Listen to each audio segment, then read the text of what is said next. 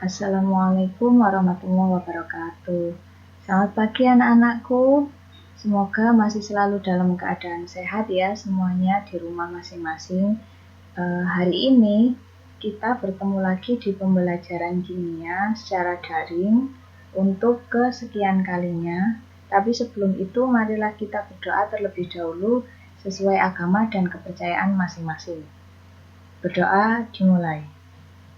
Berdoa selesai. Masih tetap semangat ya? Alhamdulillah. Oke. Hari ini kita masuk ke materi baru, Nak. Jadi di sini sudah saya tuliskan dengan sangat jelas. Kalian sudah bisa membaca. Kita hari ini akan mempelajari tentang ikatan kimia. Jadi kalau kalian bisa lihat di sini, nah ada N2, CO2, FeS, O3. Ini termasuk ke dalam suatu senyawa. Jadi unsur-unsur ini kenapa kok mereka berikatan? Berarti ada penyebabnya, ada sesuatu hal. Nah, hal apa itu? Nanti kita pelajari di ikatan kimia. Untuk pokok bahasan di ikatan kimia, yang pertama kita pelajari adalah konsep ikatan kimia. Nah, kemudian yang kedua nanti kita masuk ke jenis-jenis ikatan kimia. Itu ada ikatan ion sama ikatan kovalen. Untuk hari ini tapi kita membahas konsepnya dulu. Karena nanti kalau kita langsung bahas semuanya nanti tambah bingung. Jadi kita bahas satu persatu. Masuk ke konsep ikatan kimia. Sebenarnya apa sih ikatan kimia itu? Nah, jadi ikatan kimia itu suatu interaksi antar atom atau unsur-unsur yang saling berikatan bisa membentuk senyawa, bisa membentuk molekul. Nah, ikatan-ikatan kimia ini nanti dia juga menggambarkan caranya atom-atom itu nanti bergabung. Kemudian dari ikatan kimia itu juga ada daya tarik-menarik antar atom. Sehingga nanti yang satu itu ketarik sama yang satunya.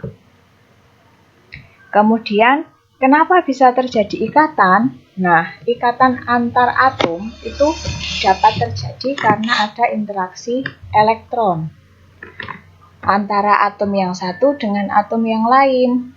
Kenapa kok ada interaksi elektron? Di sini maksudnya itu berarti ada yang melepas elektron, ada yang menerima elektron. Tujuannya adalah untuk mencapai kestabilan. Jadi atom-atom unsur ini nanti saling mengadakan ikatan kimia. Jadi fungsi utamanya itu bergantung pada elektron. Nah, kalian bisa lihat di sini, kecenderungan unsur itu ada yang melepas atau menerima elektron. Jadi ikatan kimia itu nanti berhubungan erat dengan elektron. Kenapa kok unsur itu harus melepas atau menerima elektron? Kembali ke tujuan awal tadi, supaya menstabilkan ikatan, sehingga nanti terbentuk elektron valensi sama dengan 8. Masih ingat dengan elektron valensi? Ya, di awal-awal pertemuan kita tentang sistem periodik unsur, itu kan kita sudah pernah bahas tentang elektron valensi. Kalau ada yang lupa berarti bisa buka bukunya kembali. Nah, kemudian di sini kalian bisa lihat unsur yang melepas elektron. Jadi unsur itu ada yang bisa melepas, ada yang bisa menerima. Nah, unsur yang melepas elektron itu adalah unsur golongan 1A, 2A, 3A. Yang memang kalau dikelompokkan golongan ini itu masuk golongan unsur logam. Tapi ada pengecualian kalau di golongan 1A misalkan hidrogen itu non-logam. Jadi semua golongan 1A logam kecuali hidrogen. Nah, golongan 1A, 2A, 3A itu termasuk unsur yang melepas elektron. 1A berarti yang dilepas 1 elektron. 2A yang dilepas 2 elektron. 3A yang dilepas 3 elektron. Terus yang menerima gimana, Bu? Nah, ini untuk yang unsur yang menerima elektron. unsur yang menerima elektron itu dia yang termasuk golongan unsur non-logam atau golongan 4A, 5A, 6A, dan 7A. Berarti ini nanti dia menerima, iya betul. Untuk mencapai kestabilan berarti unsur-unsur ini nanti dia menerima. Nah, perhatikan di sini, unsur golongan 4A menerima 4 elektron. Loh, Bu, kok 4, Bu? Karena dari 4 itu untuk mencapai kestabilan 8 tadi berarti kan masih kurang 4, Nak. Nah, berarti golongan 4A itu dia menerima 4 elektron. Golongan 5A menerima 3 elektron. Golongan 6A menerima 2 elektron. Golongan 7A menerima 1 elektron. Nah, kemudian ini yang penting, bagaimana kita tahu suatu unsur itu dia melepas atau menerima elektron selain menghafal?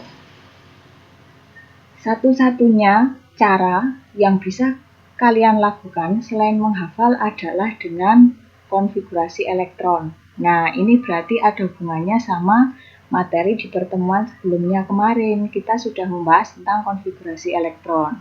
Masih ingat cara mengkonfigurasikan suatu unsur kemarin? Harusnya masih ingat ya, karena baru pertemuan kemarin. Nah, sekarang kalau ada yang masih bingung, saya kasih contohnya. Di sini ada unsur Cl. Cl itu unsur apa, Nak? Iya, Cl itu klorin. Kemudian Ca itu adalah kalsium. Ya, Ca sama C beda loh ya. Kalau Ca kalsium, kalau C karbon. Nah, Cl di sini punya nomor atom 17.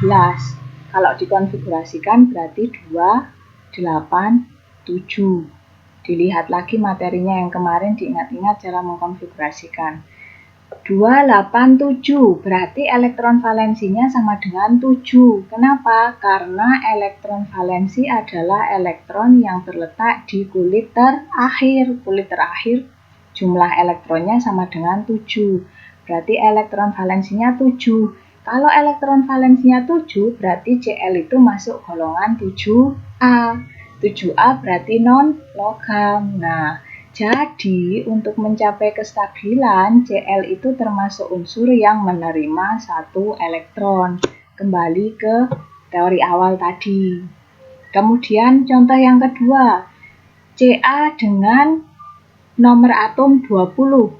Jika dikonfigurasikan berarti sama dengan 2, 8, 8, 2. Ini kalau ditotalkan 20, Nak. Nah, untuk elektron valensinya berarti sama dengan 2. Kenapa? Ya tadi, karena jumlah elektron yang berada di kulit paling akhir sama dengan 2. Maka dia termasuk golongan 2A, yaitu logam. Jadi, untuk mencapai kestabilan, Ca itu termasuk unsur yang melepas 2 elektron. Nah, ini salah satu cara untuk mencari unsur tersebut masuk unsur yang menerima elektron atau melepas elektron. Nah, untuk hari ini saya cukupkan materinya tentang ikatan kimia. Jadi konsep dasar yang harus kalian pahami tentang ikatan kimia. Semoga hari ini bermanfaat dan untuk memahami konsepnya bisa nanti kalian membuat catatan-catatan penting tentang materi pembelajaran hari ini. Semoga bermanfaat. Saya akhiri. Wassalamualaikum warahmatullahi wabarakatuh.